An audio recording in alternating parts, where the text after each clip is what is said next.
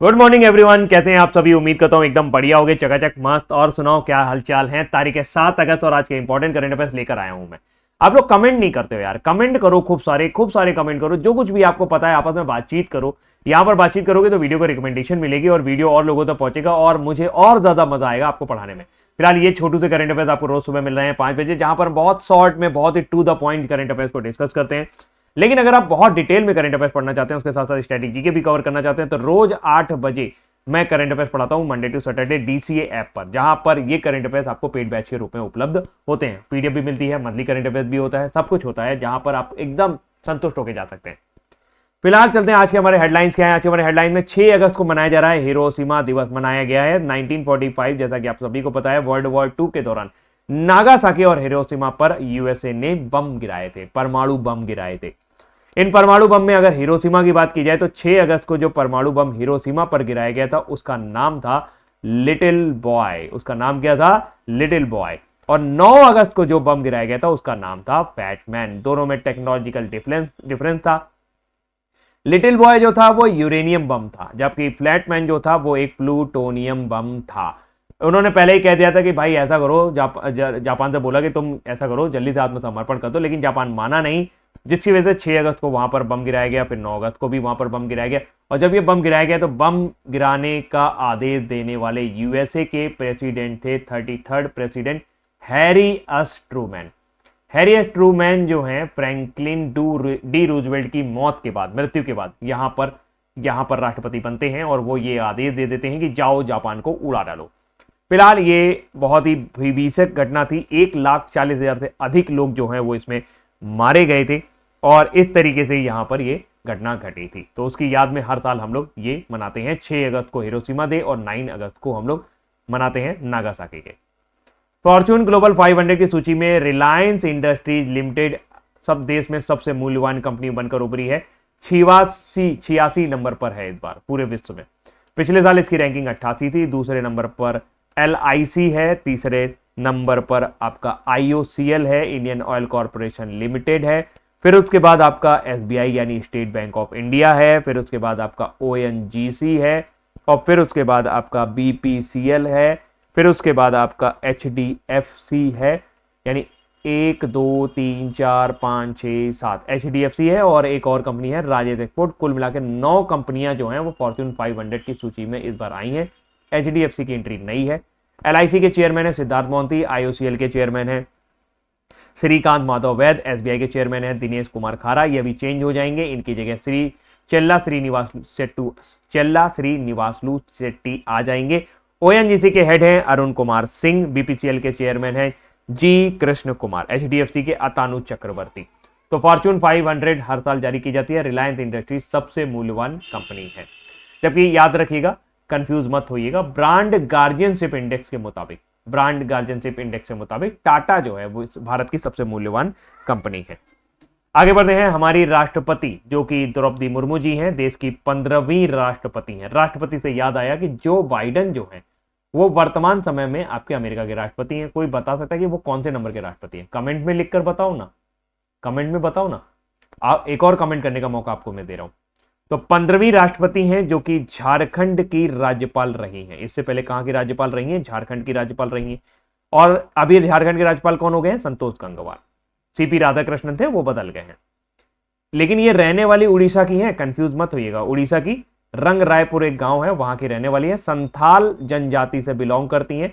पहली जनजातीय महिला हैं जो भारत की राष्ट्रपति बनी है, और ये पहली महिला भी हैं जो पहली भारतीय महिला भी हैं, पहली भारतीय राष्ट्रपति भी है जो फिजी के दौरे पर गई हैं।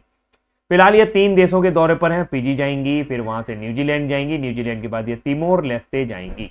तिमोर लेस्ते ईस्ट तिमोर के नाम से भी जाना जाता है। तिमोर लेस्ते आसियान में शामिल होने वाला 10वां देश बन गया है। न्यूजीलैंड ये 7 से लेके 9 अगस्त रहेंगी। फिजी की राजधानी सुआ है। ज्यादा लोग यहां पर रहते नहीं है, 9 लाख के आसपास आबादी है। फिजी के लिए आप एक चीज याद रखिए कि 12वां विश्व हिंदी सम्मेलन, वर्ल्ड हिंदी सम्मेलन आपका फिजी में ही आयोजित किया गया था, जो कि 2021 में हुआ था। उसके बाद से विश्व हिंदी सम्मेलन नहीं हुआ है। राष्ट्रपति हो गए, फिजी हो गया, और क्या बताना? हाँ, फिजी की राष्ट्रपति जो है वर्तमान, फिजी के प्रधानमंत्री जो है वर्तमान समय में सितविनी राबुका हैं। भारत सरकार ने 33वें पेरिस ओलंपिक के स्मारक डाक टिकट जारी किए हैं। ये जारी किया गया है टेलीकॉम मिनिस्टर, हमारे टेलीकॉम मिनिस्टर कौन है? ज्योतिरादित्य सिंधिया, याद रखेंगे। और वर्तमान समय में हमारे खेल मिनिस्टर यानी स्पोर्ट्स मिनिस्टर कौन है? मनसुख मंडाविया, मनसुख मंडाविया जी हैं, उन्होंने डाक टिकट जारी किया है।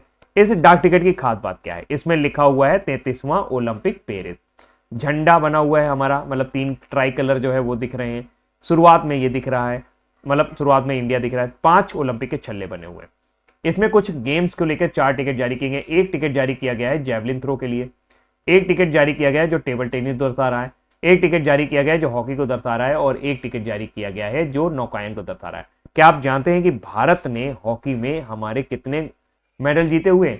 12 मेडल हमने ओलंपिक में जीते हैं हॉकी में, जिसमें से 8 जो है वो हमारे गोल्ड है, 8 हमारे क्या है? गोल्ड है, 1 हमारा सिल्वर है और 3 हमारे क्या है? ब्रॉन्ज है। इस तरीके से 12 मेडल भारत ने जीते हैं। भारत के, जब मैं रिकॉर्डिंग कर रहा हूं तो भारत का सेमीफाइनल होने वाला है, शुरू होने वाला है, तो रिजल्ट तो मैं आपको नहीं बता पाऊंगा, लेकिन आज भारत जो है वो पेरिस ओलंपिक में सेमीफाइनल खेला है। तो रिजल्ट क्या रहा ये आप कमेंट में मुझे बता दो। इसके अलावा विनेश फोगाट का भी मैच था, उसका रिजल्ट क्या रहा वो भी आप मुझे बता दो। पोस्ट की बात की जाए तो इंडियन पोस्ट पेमेंट बैंक, सबसे इंपॉर्टेंट क्वेश्चन यही रहेगा। 2016 में इसका गठन किया गया था। इसके वर्तमान समय में चेयरमैन कौन है? तो वंदिता कौल, याद कर लीजिए, ये नया अपॉइंटमेंट है। वंदिता कौल जो है वो इंडियन पोस्ट पेमेंट बैंक की क्या बना दी गई है? चेयरमैन बना दी गई है। जे वेंकट रामू की जगह इन्होंने ली है। वैसे अगर हम देखें तो नेशनल पोस्टल डे हम लोग हर साल 10 अक्टूबर को मनाते हैं भारत में डाक के लिए। और अगर हम बात करें वर्ल्ड पोस्टल डे, वो आपका 9 अक्टूबर को मनाया जाता है। विश्व डाक दिवस जो है वो आपका 9 अक्टूबर को मनाया जाता है। आगे बढ़ते हैं। समापन समारोह में मनु भाकर भारतीय ध्वजवाहक होंगी। 1920 में भारत ने पहली बार एक टीम के रूप में एंटवर्प ओलंपिक में पार्टिसिपेट किया था। उस समय भारत के फ्लैग बियरर थे पूर्मा बनर्जी। तो अगर आपसे कहीं पर भी ये क्वेश्चन पूछ लिया जाए कि भारत के पहले फ्लैग बियरर इन ओलंपिक कौन रहे, तो वो पूर्मा बनर्जी थे। नाम से लड़की जरूर लग रहा है, महिला का नाम लग रहा है, लेकिन है पुरुष ही। इसके बाद बात करें अभी 2020 के टोक्यो ओलंपिक में हमारे फ्लैग बियरर कौन थे? तो मैरी कॉम और मनप्रीत सिंह, मैरी कॉम और मनप्रीत सिंह हमारे फ्लैग बियरर थे। अगर हम बात कर लें, आपको बताऊं मैं कि जो हमारा एंडिंग सेरेमनी था टोक्यो ओलंपिक में, उसमें बजरंग पुनिया ने हमारी फ्लैग बियरिंग की थी, यानी कि ध्वजवाहक रहे थे। अभी हमारी जो एंडिंग सेरेमनी होगी उसमें मनु भाकर को चुना गया है आपका फ्लैग बियरिंग के लिए। इन्होंने अभी तक हमें 2 ब्रॉन्ज मेडल दिलवा दिए हैं, इस वजह से शायद इनको चुना गया है।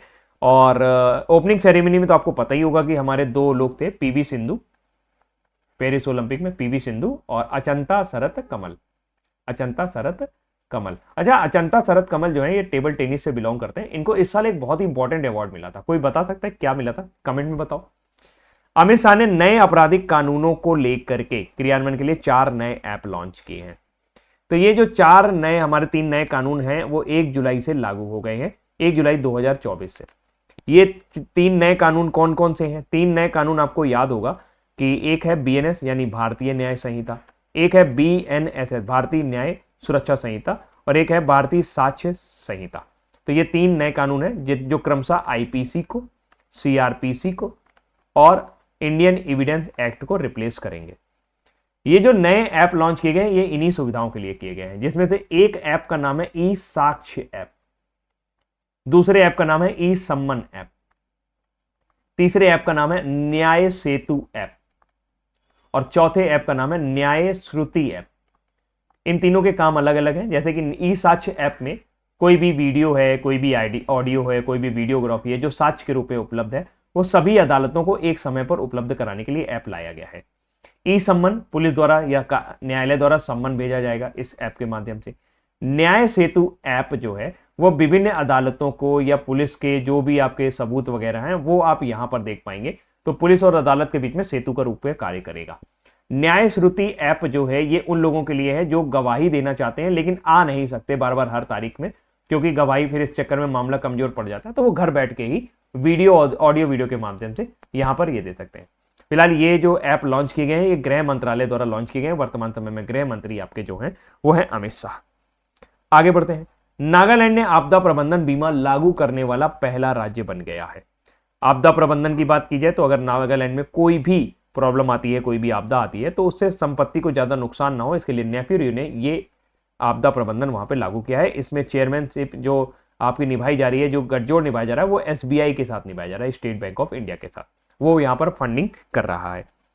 नागालैंड की बात करें तो नागालैंड के बारे में एक और चीज है कि वो फर्स्ट स्टेट था, फर्स्ट स्टेट इन विच ये पेपरलेस विधानसभा चलाने वाला, पेपरलेस विधानसभा चलाने वाला यानी लेजिस्लेटिव असेंबली चलाने वाला पहला राज्य था। पेपरलेस हाईकोर्ट चलाने वाला पहला राज्य कौन सा था? पेपरलेस हाईकोर्ट चलाने वाला पहला राज्य केरल था। ठीक है, अगर हम बात करते हैं, इसमें आगे बढ़ते हैं, तो केरल हो गया। हाँ, इस वर्तमान समय में नागालैंड के गवर्नर जो हैं वो लागा नेशन है। आपदा प्रबंधन की बात की जाए तो भारत में आपदा प्रबंधन का मेन मोटिव एनडीएमए के पास होता है, नेशनल डिजास्टर मैनेजमेंट अथॉरिटी। वर्तमान समय में इसके जो हेड हैं वो है राजिंदर सिंह। इसके हेड कौन है? राजिंदर सिंह।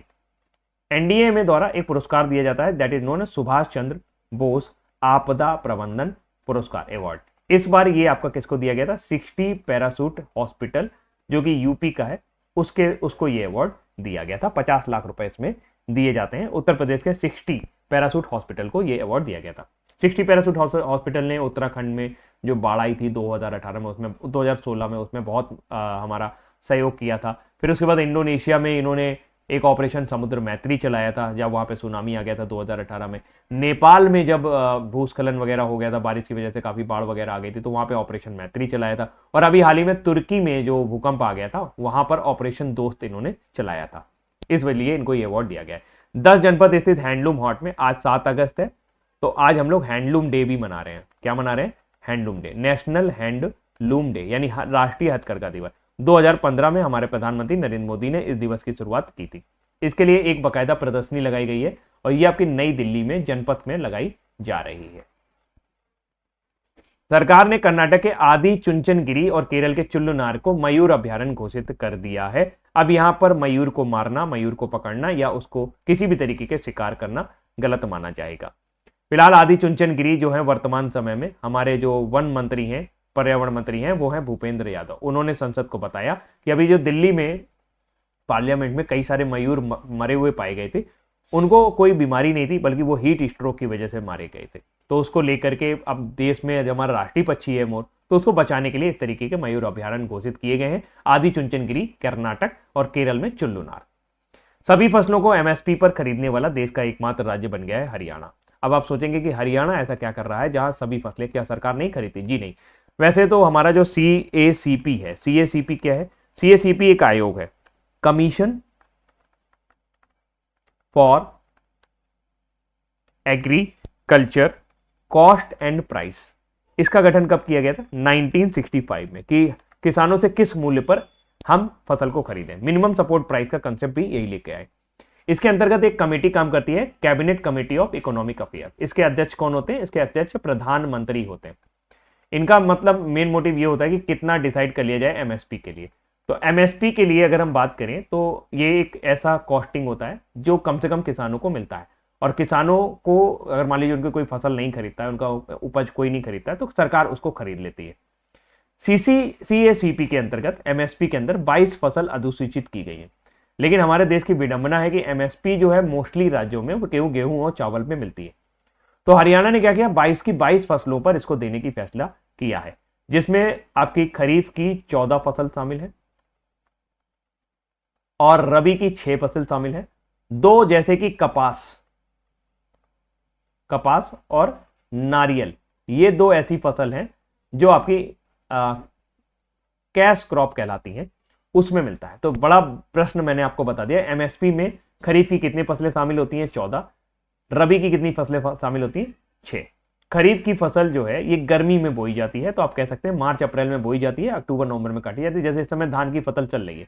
रबी की फसल जो है ये सर्दी की है, इसमें गेहूं बोया जाता है, अक्टूबर नवंबर में बोया जाता है और मार्च अप्रैल में काट लिया जाता है। तो फिलहाल ये रहा हमारा आज का इंपॉर्टेंट करंट अफेयर्स, और उम्मीद करते हैं कि आप ये चीज, आपको ये करंट अफेयर पसंद आए होंगे। जो तस्वीर में आप देख रहे हैं ये हरियाणा के मुख्यमंत्री हैं नायब सैनी। अच्छा, हरियाणा के वर्तमान समय में गवर्नर कौन है? बंडारू दत्तात्रेय। तो अगर आपको ये करंट अफेयर्स समझ में आ रहे हैं, अच्छे लग रहे हैं, तो सोचिए कि जब हम डिटेल में करते होंगे तो कितना मजा आता होगा। तो अगर आप ज्वाइन कर सकते हैं तो देन आप जरूर ज्वाइन करिए करंट अफेयर्स को, और आपको निश्चित तौर पर बहुत ज्यादा लाभ होगा। वीडियो शेयर कर दीजिएगा। अभी लिए इतना ही रखते हैं। Thank you so much, bye bye, take care, कल फिर मिलेंगे।